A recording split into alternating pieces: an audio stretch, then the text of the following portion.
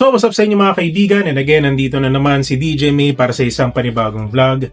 And for sure guys, magiging interesado kayo dito, especially dun sa mga kaibigan natin na monetize na, lalo na kung kayo po ay pahirapan na sumahod dito sa YouTube, or let's just say na talagang hindi pa rin kayo sumasahod dito sa YouTube. So dito guys, gumawa tayo ng graphing na ako mismo talaga yung gumawa nito guys, pero syempre legit source natin mismo yung YouTube. Okay? And of course, based na rin sa experience natin as a content creator, based observation natin, dun sa mga nakikita natin, sa mga kaibigan natin na content creators na nahihirapan talaga sumahod dito buwan-buwan. Okay? So magsimula tayo sa left side. So dito guys, for engagement, not focusing on audience demand. So alam naman natin guys na dito sa YouTube may iba't ibang dahilan kung bakit nanonood yung mga viewers natin dito. It's either para matuto sila, para magkaroon sila ng bagong information, it's either para ma-entertain sila or mag-enjoy sila dun sa mga videos na ginagawa natin. So bilang isang content creator na bago dito sa YouTube, alam ko yung ilan sa atin hindi pa natin masyado naiisip kung ano nga ba talaga yung content na gusto natin gawin, and at the same time, ano ba yung demand na gusto ng mga audience natin, kasi nga nagsisimula pa lang tayo.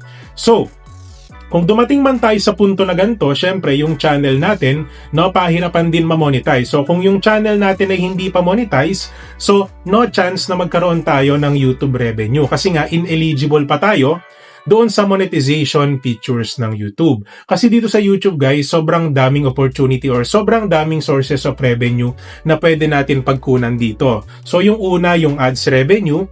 Pangalawa, yung donation sa live streaming like yung super chat, super stickers, donation sa video, super thanks, membership sa ating channel, and of course commission sa YouTube Shopping and Shopee. Guys, hindi ko alam kung may nakalimutan pa ako, pero yun yung iilan sa mga sources of YouTube revenue na pwede natin pagkunan dito. Pero syempre kailangan monetize tayo.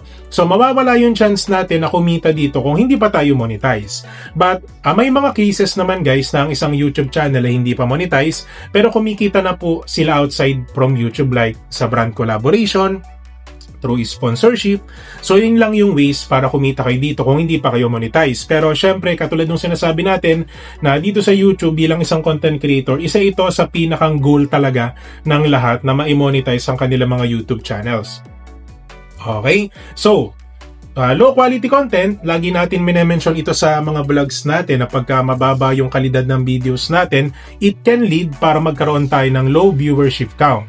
So dahil nga sabihin natin yung mga contents natin iba-iba tapos low quality pa, so pwedeng magkaroon tayo ng mababang viewership dito sa YouTube. So pagka mababa yung views natin dito sa YouTube, malaki din yung chance na magkaroon tayo ng mababa small ads revenue.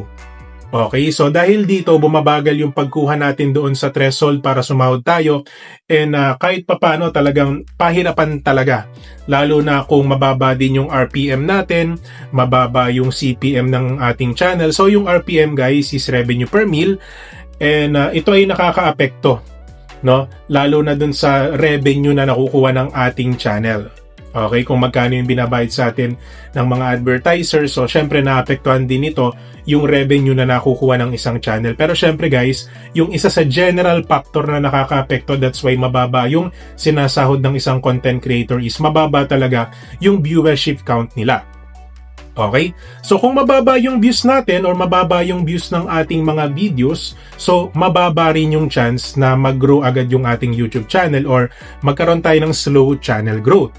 Okay, at alam naman natin guys na dito sa YouTube, as long as nakakabuo tayo ng community, is nagkakaroon ng chance na makita nila kung ano may yung mga pinopromote natin na product dito sa YouTube. So dahil nga mabagal yung pag-angat ng ating channel, so sobrang baba or wala tayong potential buyers, lalo na dun sa mga mahilig mag-promote ng product dito through YouTube Shopping Affiliate Program.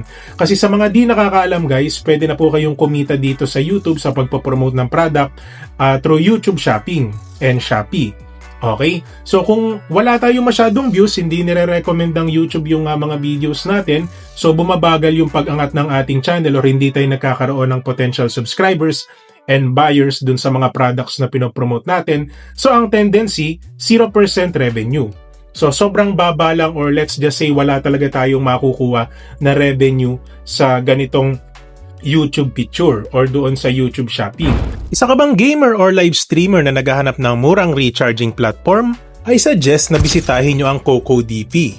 Hindi lang mga games ang meron dito. So merong live streaming apps and gift cards like Popo Live, iTunes gift card, PlayStation gift cards, Xbox gift cards, Chamet, Sugo Boys Live, Bigo Live, Ayamo, Star Maker, Miko, Nimo TV, Migo Live, at marami pang iba. And sa mga gusto makakuha ng discount sa CocoDP, don't forget to log in para magamit nyo ang discount vouchers sa mga packages na $1 pataas. Click the link na nasa comment section para maging eligible dito. Ngayon, ituturo ko naman kung paano kayo pwede makabili ng Popo Live coins dito sa CocoDP. Una, click nyo lang po yung Popo Live. Step number 1, ilagay nyo po yung user ID number nyo. Step number 2, select your package. Step number 3, pumili kayo ng payment method at kung gusto nyo po makuha yung maximum 2% discount ng CocoDP, gamitin nyo po ay yung CoCoin. Step number 4, ilagay nyo po yung email address nyo at yung final step, click buy now.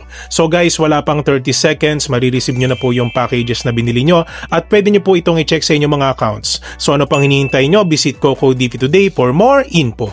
So that's why itong mga ito nakaka-apekto talaga siya para hindi kayo sumahod monthly dito sa YouTube. So yung next, lack of a clear niche. So hard to build a loyal and monetizable audience, uploading random or unfocused videos without clear brand or strategy.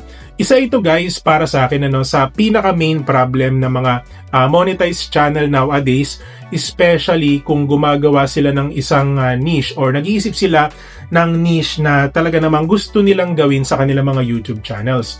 So dahil nga yung iba meron silang tinatawag na chop suey content. Pag sinabi kong chop suey content is hindi sila decided doon sa content na inihahain nila sa kanilang mga channel. So iba-iba yung inihahain nilang video. So ang tendency yung channel nila mismo, hindi sila nakakabuo ng certain community or specific community na nakapokus sa isang content or niche. Kasi nga iba-iba nga yung ina-upload nila.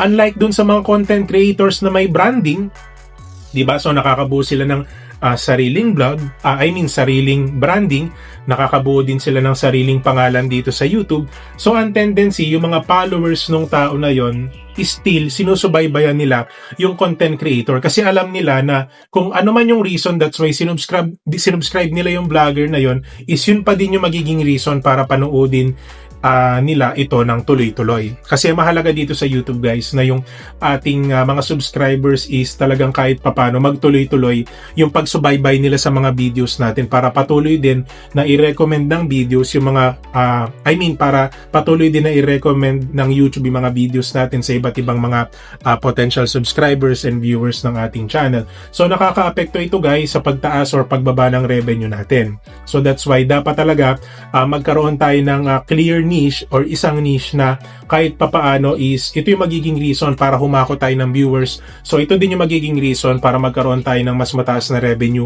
dito sa YouTube. So kung wala kayong strategy talaga na ginagawa sa inyong mga YouTube channels para makabuo kayo ng specific niche, is ganito yung pwede mangyari sa inyo guys. Okay? So talagang hindi magiging consistent yung kitaan nyo or baka mas malala pa, hindi talaga kayo kumita dito sa YouTube. So, doon naman sa right side, nakalagay dito, no channel members, membership revenue none. So dahil nga wala tayong specific niche, so sobrang liit ng chance na may magpa-member sa atin kasi dito sa YouTube guys, yung membership, nakadepende naman yan sa viewers natin or sa subscribers natin kung magpapa-member sila sa channel natin. So yung membership guys, it's like nagbabayad ang viewers natin para magpa-member sa atin. So, iisipin natin, bakit nga ba nagpapa-member ang isang viewer sa isang content creator or sa isang channel? So syempre, it's either iniidolo nila yung content creator na yon or meron silang benefit na nakukuha doon sa channel na yon. So hindi ka naman basta gagastos ng pera sa isang content creator na talagang hindi mo trip or hindi mo iniidolo or let's just say wala kang makukuha na benefit sa kanya. So ito nga yung lagi kong pinapaliwanag sa mga viewers ko na hindi organic growth ang mangyayari sa inyo kung lagi kayong makikipag-sub for sub, kung lagi kayong makikipagpalitan ng watch time or let's just say nagsimula kayo sa mga fake engagements. Kasi paano kayo kikita sa YouTube? Lalo na kung hindi naman kayo nagsimula ng organic dito. Okay? Kasi Ang organic growth guys, ipapaliwanag ko sa inyo. Ito yung tipo ng gumagawa ka ng videos daily, gumagawa ka ng videos na ina-upload mo sa channel mo, and even though hindi ka sumali sa mga grupo na yon, but still may nanonood pa rin dun sa mga videos na ginagawa mo kasi nga kalidad, informative, or talagang natutuwa sila dun sa videos na meron ka. Hindi para makipagpalitan ka ng views, makipagpalitan ka ng sub, or sabi natin sub to sub, sub for sub, para magkaroon ka din ng subscribers. So, yung pamamaraan na yun guys, magre-reflect yun sa takbo ng revenue natin. So kung hindi aangat yung channel nyo in the most organic way, hindi rin kayo magkakaroon ng organic revenue dito sa YouTube. So lagi nyong tatandaan guys na kaya sila nagpapa-member sa atin, it's either may makukuha silang benefit sa atin or iniidolo nila ang isang content creator. So, ang tendency kung wala kang clear niche, wala kang specific niche para sa community mo, so sobrang liit ng chance na magkaroon ka ng members sa iyong channel, which can lead na magkaroon ka ng zero revenue sa membership kung walang magpapa-member sa'yo. So, yan yung mga reason, that's why hindi ka pa rin nasahod or wala kang sahod dito sa YouTube. Okay? So I think guys, ito na yung pinakahuling topic natin sa vlog na to. So YouTube violations, copyright strike, and violating community guidelines or community guidelines strikes. Okay? So yung copyright strikes, receiving copyright strikes often from re-uploading other people's content without permission can prevent monetization. So guys, yung copyright strike, isa yan sa pinakamabigat na dahilan para hindi pa kayo tanggapin sa YouTube Partner Program. Okay? So, madalas nakukuha ito pagka nagre-re-upload tayo ng video sa mga content creators na wala tayong permiso or wala tayong permission sa kanila. Kasi sa mga di nakakaalam guys, pwede naman tayong manghiram or kumuha ng video sa iba as long as magsasabi tayo. Kasi sila yung magre-report sa YouTube kung papayagan ba nila tayo or hindi. Pero in most cases guys, may mga matitigas talaga ang ulo na dahil nga wala silang maisip na niche or talagang gusto nila mag-trending agad, madalas kumukuha sila ng videos sa mga sikat na content creators or yung mga viral videos ngayon. So ito yung nagiging reason para magkaroon sila ng copyright strikes at hindi sila ma-monetize dito sa YouTube. So that's why para sa akin guys, iwasan nyo ito, yung gawain na ito kasi ang hirap din kasi guys na bumuo ng YouTube channel tapos sasayangin nyo lang dahil gusto nyo agad mag-trending or parang isusugal nyo yung YouTube channel nyo. So para sa akin guys, wag nyo nang gawin ito. Okay, para hindi kayo magkaroon ng copyright strike.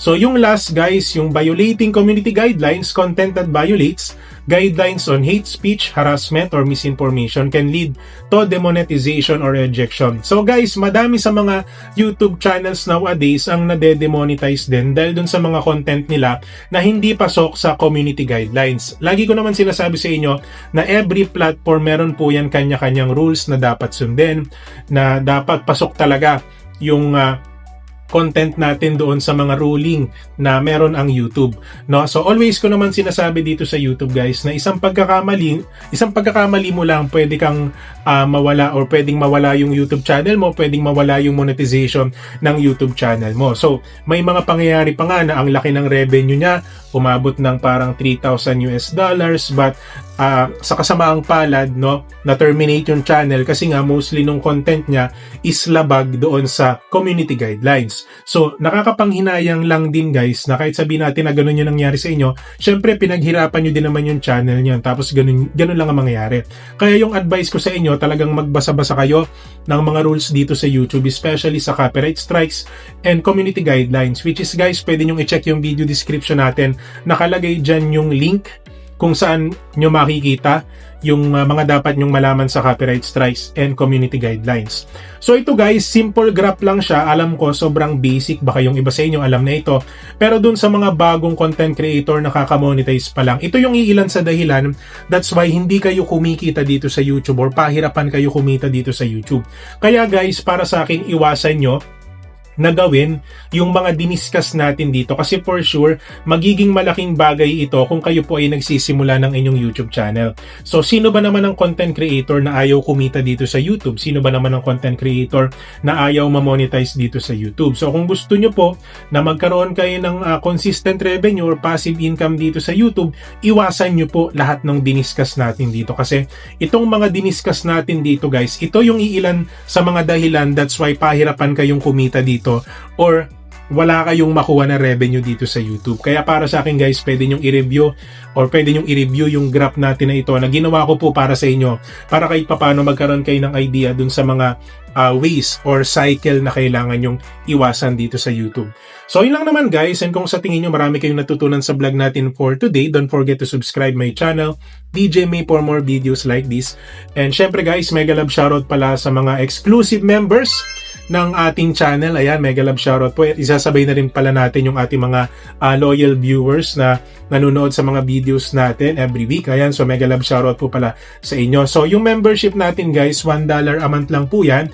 And yung perks nila, no, every end of our video, pineplex po natin sila para kahit papano mas makilala sila ng ating mga viewers. At meron silang tinatawag na monthly community post na every month pinopost natin sila para po mas makilala sila ng mga viewers natin sa ating community. And guys, kung sa tingin nyo medyo nabitin kayo sa vlog natin for today, pwede nyo panuorin yung vlog na iiwan natin sa end screen, and of course yung ating DJME YouTube Tips playlist sa mga baguhan na content creator dito. Kung medyo nabitin kayo sa vlog natin for today, pwede nyo pong panuorin lahat yan. So yun lang naman guys, maraming salamat sa panonood and God bless po sa ating lahat.